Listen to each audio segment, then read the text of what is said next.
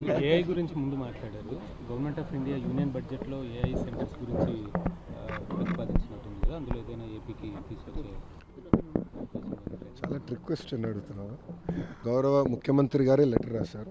Centre of excellence for education Andhra రాష్ట్రానికి ఇస్తే బాగుంటుంది. ఎందుకంటే విద్యాశాఖలో టెక్నాలజీతో జోడించి అనేక రిఫార్మ్స్ తీసుకురావాలని మేము అడుగులేస్తున్నాం. క్లిక్కర్ టెక్నాలజీ కానివ్వండి, ఏఐ తీసుకొచ్చి ప్రిస్క్రిప్టివ్ హోంవర్క్ కానివ్వండి, ప్రతి విద్యార్థికి ఏఐ ట్యూటర్ ఇంటికి వెళ్ళిన తర్వాత అందించాలనేది ఎన్డీఏ ప్రభుత్వం లక్ష్యం.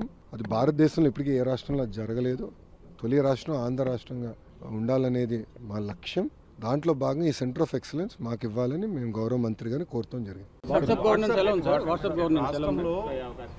దావోస్కి వచ్చేగల మీరు చూస్తే చాలా స్పష్టంగా మేము చెప్పింది అక్కడ Andhra Pradesh is back, we are ready to do business. ఎందుకంటే గత 5 సంవత్సరాలు ప్రభుత్వం అనేక కంపెనీలు తరిమేసింది రాష్ట్రం నుంచి. వాళ్ళకి ముందర మనం కాన్ఫిడెన్స్ ఇవ్వాలండి. మీరు చూస్తే 7 నెలల్లో అనేక పరిశ్రమలు మేము తీసుకొచ్చాం. ఆర్సిలర్ మిత్తల్ కానీ, ఎన్టీపీసీ గ్రీన్ కానీ, రెన్యూబుల్ ఎనర్జీ కానీ, ఎల్జీ ఎలక్ట్రానిక్స్ కానీ, ఇప్పుడు కాగ్నిజెంట్ కూడా త్వరలో అనౌన్స్మెంట్ చేస్తాం. కల్స్కట్గా ఇట్లా అనేక పరిశ్రమలను గ్రౌండ్ చేస్తున్నాం. సో డావోస్లో చాలా స్పష్టంగా we are ready to do business, Andhra Pradesh is back అని చాలా క్లియర్గా మేము చెప్తాం జరిగింది. సో దాంట్లో భాగంగా మేము అనేక డిస్కషన్స్ చేసాం. వచ్చే 12 నెలల్లో మీరు చూస్తారు కదా, ఒక్కొక్కటి సీట్ చేసుకుంటాం మేము వెళ్తాం. వాట్సాప్ గవర్నెన్స్కి వచ్చేగల గౌరవ మంత్రి గారు అద్భుతమైన సూచన ఇచ్చారు. మీరు రాయల్టీ కలెక్ట్ చేయాలి అందరి దగ్గర నుంచి, వాట్సాప్ నుంచి కూడా అని మంత్రి గారు చాలా నౌతా సలహాలు ఇచ్చారు. ఎందుకు చెప్తున్నానంటే మీరు ఇప్పటికీ అనేక ట్రాన్సాక్షన్స్ జరుగుతున్నాయి. మేము కూడా నేర్చుకుంటున్నాం దానిపైన.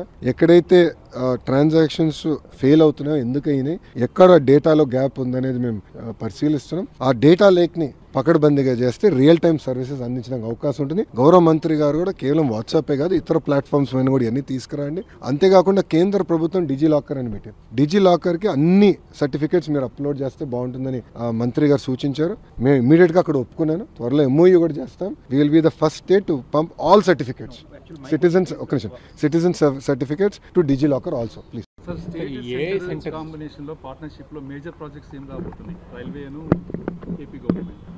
రైల్వేకి సంబంధించి ఆల్రెడీ బడ్జెట్లో చాలా స్పష్టంగా కేటాయింపులు చేశారు. చాలా స్పష్టంగా కేటాయింపులు జరిగినాయి. ఇప్పుడు ప్రాజెక్ట్స్కి వచ్చేగల ఐటీ ఎలక్ట్రానిక్స్ రంగానికి వచ్చేగల పెద్ద ఎత్తున ప్రైవేట్ సెక్టర్ పెట్టుబడులు పెడుతున్నాయి.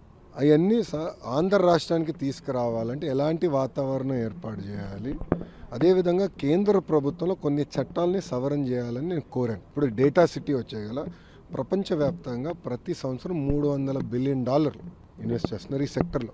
భారతదేశానికి దాంట్లో $100 బిలియన్ తీసుకొచ్చే శక్తి మనకుంది. 100 బిలియన్. దాంట్లో ఆఫ్కోర్స్ నా స్వార్థం ఉంటుంది, ఆంధ్ర రాష్ట్రానికి ఎక్కువ శాతం రావాలని స్వార్థం అయితే నాకు ఉంటుంది. కానీ దేశానికి 100 బిలియన్ తీసుకురావాలంటే ఎలాంటి సవరణలు చేయాలనే దానిపైన నేను గౌరవ మంత్రి గారికి నేను సూచించాను. ఆయన సలహాలు కూడా తీసుకున్నాను.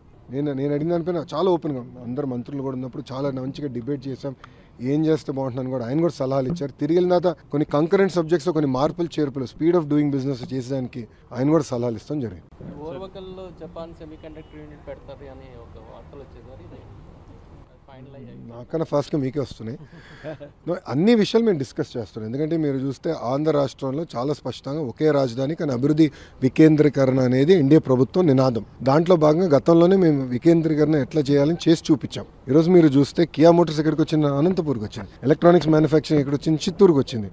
ఆర్సిలర్ మిత్తల్ ఇప్పుడు ఎక్కడికి వస్తుంది? ఉత్తరాంధ్రకు వస్తుంది. ఐటీ కంపెనీలు ఎక్కడ వస్తున్నాయి? విశాఖపట్నానికి వస్తుంది. సో అభివృద్ధి వికేంద్రీకరణ అనేది మేము చేసి చూపించాం. ఆ దిశగా ముందరికెళ్తాం. మీరు ఉర్వకల్ నోడ్ కానివ్వండి, కొప్పర్తి నోడ్ కానివ్వండి, మిగతా ఆల్రెడీ ఉన్న ఈఎంసీ 2-3లో కూడా ఎకో సిస్టమ్ క్రియేట్ చేయాలి. 100 కిలోమీటర్లలోనే ఒక ఎలక్ట్రానిక్స్ తయారు చేయాలంటే కావాల్సిన ఎకో సిస్టమ్ క్రియేట్ చేయాలని మేము డిస్కస్ చేసాం. నేను కూడా గతంలో అమెరికాలో పర్యటించినప్పుడు అనేక కంపెనీలు కలిసాను. వాళ్ళ ఫీడ్బ్యాక్ ఏంటో కూడా గౌరవ మంత్రి గారికి నేను చెప్తాం జరిగింది. మేము అవన్నీ డిస్కస్ చేసుకున్నాం. గౌరవ మంత్రి గారు కూడా త్వరలో విశాఖపట్నానికి, అదేవిధంగా మన తిరుపతికి వచ్చి మన గతంలో తెలుగుదేశం పార్టీ అధికారంలో ఉన్నప్పుడు ఎలా చేసాం, ఏం చేసాం అని ఆయన స్వయంగా చూడాలని కూడా కోరటం జరిగింది. త్వరలో ఆంధ్ర రాష్ట్రానికి మంత్రి గారు కూడా వస్తారు.